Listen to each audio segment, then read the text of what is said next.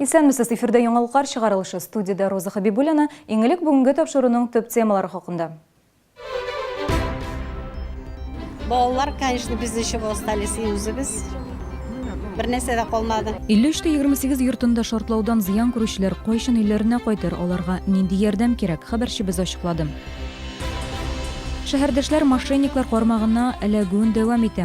Кырык алдарлар нинди яңа хәйләләр кора һәм алардан ничек сакланырга? Хукук сакчылары киңәшләрен хәбәрчебез тыңлады. Бүген шәһәр геройларын искә алдылар. Чаллыны төзекләндерүгә өлеш керткән кешеләрне хөрмәтләделәр. Аккала туган көнен билгеләп үтә.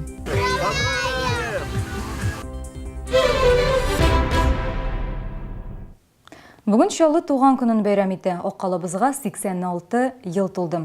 Бу уңайдан һәрбер районда бәйрәм чаралары оештырылды. Әмма кайберәүләрдә бәйрәм кәефе бөтенләй юк. Шәһәрнең туган көнендә 53-28 йортында шартлаудан зыян күрүчеләр төзекләндерелгән фатирларына кайтырга тиеш иде. Әмма 10 июль көнне булган фаҗигадан соң шәһәрдәшләр КАМАЗ кунакханәсендә, дачаларында, туганнарында яшәргә мәҗбүр.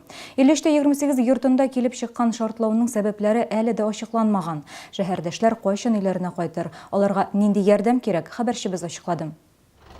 Шартлау булганнан соң бер ай вакыт үтте. Фаҗигадан соң берничә көн узгач шәһәр җитәкчеләре йортта төзекләндерү эшләрен 10 августка төгәлләргә дигән бурыч куйды. Әмма 53-28 йортында яшәү түгел, фатирга кирип кирәк әйберләрне алырга да куркыныч. САК хезмәткәрләре озата бара.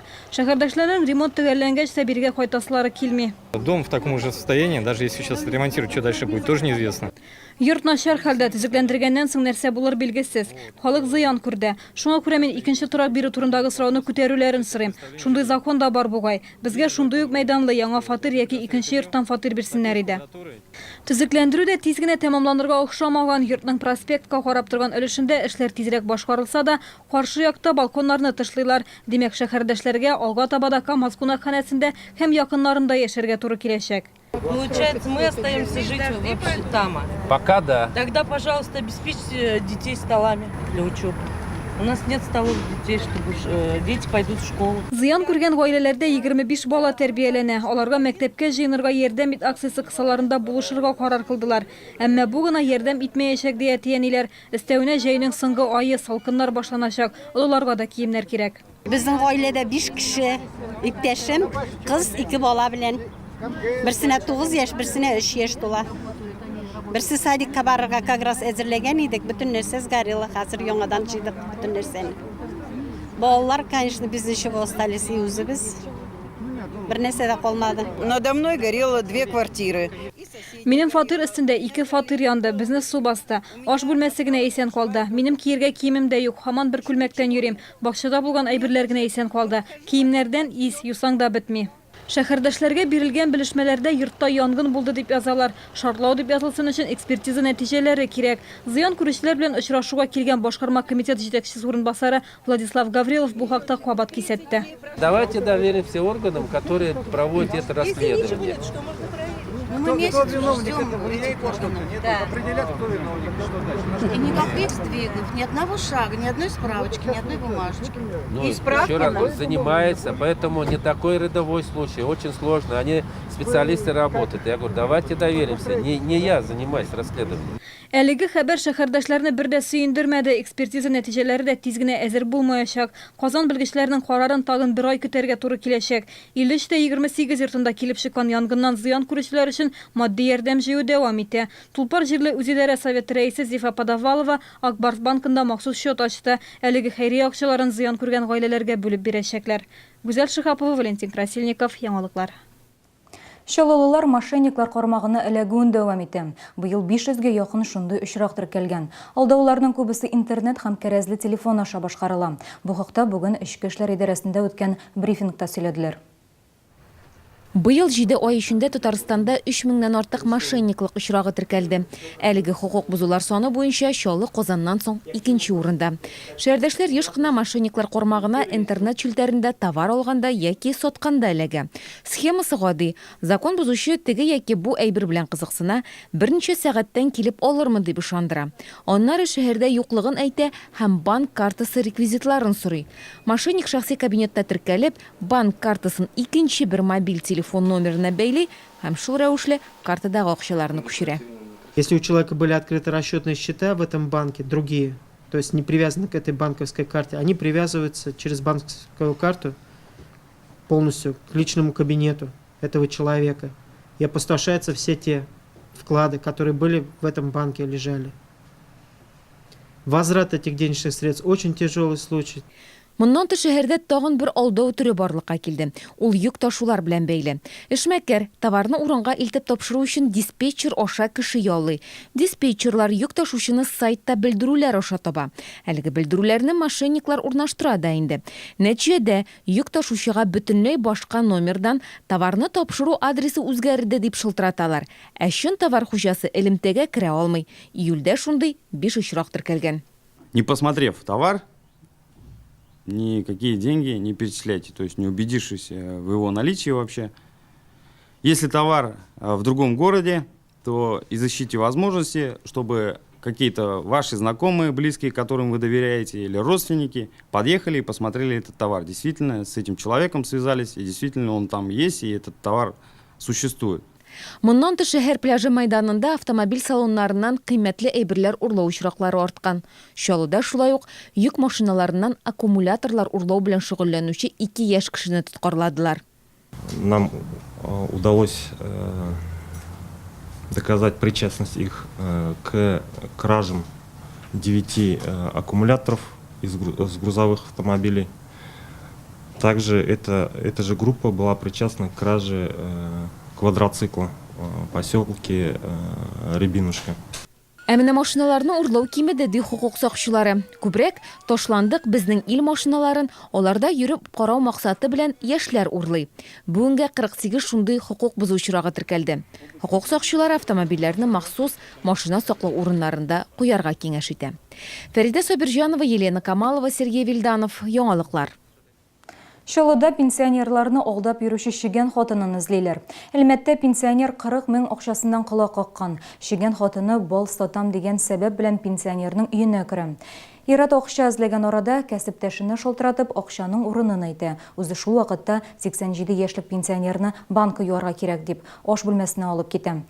Бал сатучылар киткәч, өйдә булган акчаларның югалуы ачыклана. Әлеге җинаятьтә Краснодар өлкәсендә яшәүче 45 яшьлек Татьяна Гуденко гаепләнә. Полиция хезмәткәрләре аны эзли. Әгәр фотосурәттәге хатын-кызны танучылар булса, 02 телефонына шалтыратулары сорала. 2 августа Бысыйда булган янгынның сәбәпләре ачыкланды. Ул вакытта Иске Сорман урамында урнашкан складта май сакланган мичкәләр янды. Нәтиҗәдә хезмәткәр Сергей Мельников зыян күрде. Аның тәненең 80% пешкән. Хәзер ул ашыгыч ярдәм күрсәтү хастаханәсендә авыр хәлдә. Барлык материаллар да шәһәрнең тикшерү комитетында. Хәзер Россия Конституциясенең 143 маддәсенең 1 бүлеге буенча эш урынында куркынычсызлык таләпләрен үтәмичә кеше сәламәтлегенә зыян китергән өчен җинаять эше кузгатылды. Тикшерү барышында техник җиһаз герметикасына зыян килүе ачыкланган. В дальнейшем в ходе свободного стекания масла Мичкәдәге май бетон идәнгә аккан һәм электр үткәргеченә эләккән. Кыска ялганыш нәтиҗәсендә майга ут каба. Янгынның сәбәбе электр җайланмаларын монтажлаганда инструкция бузылган. Әлеге бинаны Дейкинг җаваплылыгы шикле җәмгыять арендалаган. Хәзер тикшерү дәвам итә, вакыйгага кемнең катнашы булганлыгы ачыклана. Шахытлардан сорау алалар. Рәсми булмаган чыганакларга караганда, Дейкинг оешмасы җитәкчеләре элемтәгә кермәгән. Әгәр оешма җитәкчеләренең гаепле булуы ачыкланса, 143 мадда буенча 1 елга кадәр иректә мәхрүм итү каралган. Бүген Чаллыга 86 яшь тулды. Шәһәрнең туган көненә багышланган чаралар Чаллы геройларын искә алудан башланды. Шәһәрдәшләр Тамази Кирселидзега куелган һәйкәл янына чәчәкләр китерде. Кызыл йолдыз ордены иясе Тамази Кирселидзе 1978 елның декабрендә КАМАЗ йөк машинасын урлап алып киткән җинаятьчеләрне тоткарлаганда вафат була. Ул 3 иратка каршы бүрүзе көрәшә. Герой полиция хезмәткәренә багышланган бульвар шәһәрдә узган ел ачылды. На этот праздник, День города, я пришла с внуком. Бәйрәмгә мин оныгым белән килдем. Без 47-дә 20 йортында яшибез. Без биредә яшибез һәм Кирселидзеның кылган батырлыкларын мәңге онытмыйбыз. Мин аны яшь вакытта белә идем. Читаем Героев Челнов. Минем дә герой буласым килә, шәһәр өчен нинди дә булса батырлык классы килә. Миңа калса бу һәр чаллы кешесенең хыялы. Шаулы Россия күләмендә күп милләтле шәһәр буларак танылды. КАМАЗ төзелеше башлангач бирегә илнең почмакларыннан эшчеләр килде. Йортлар төзелде, юллар төзекләндерелде, шәһәрдәшләр өчен башка уңайлыклар да тудырылды. Гадәттә барлык уңышлар хакында шәһәрнең туган көнендә искә алалар. Бу көндә искәрмә булмады. Автозавод районында шәһәрнең туган көненә багышланган төп бәйрәм чарасы КАМАЗ мәдәният сараенда узды. Бирдә шәһәрдәшләрне мэр исеменнән Флёр Андреева котлады. Рөхсәт итегез сезне барыгызны да. Шәһәр хакиме Наилхан Барович Магдиев, шәһәр советы депутатлары, башкарма комитет исеменнән шәһәребезне туган көне белән кайнар тәбрикләргә. Шаулы республикада иң алга киткән шәһәрләр рәтендә ул чиста һәм яшел шәһәр буларак танылган. Бәлки нәкъ шуңа күрәдер иң яхшы яшелләндерүчеләрне бүген билгеләделәр. Территорияларын төзекләндерү бәйгесендә 300-дән артык оешма катнашкан. Бу идарә итүче оешмалар, шәхси эшмәкәрләр, белем бирү учреждениелары һәм башкалар.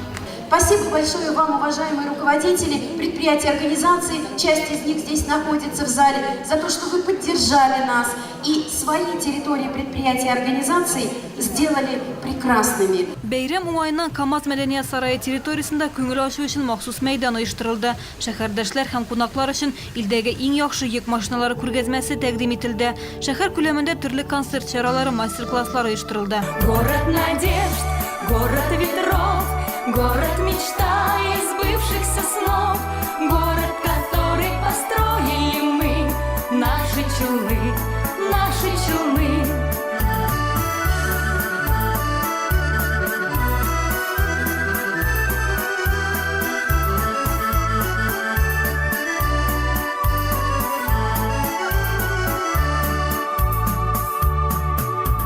Распахнули проспекты, объятия свои и знакомые песни ветра напевают, самый мирный из всех город нашей судьбы. Из цветочных узоров наряд примеряет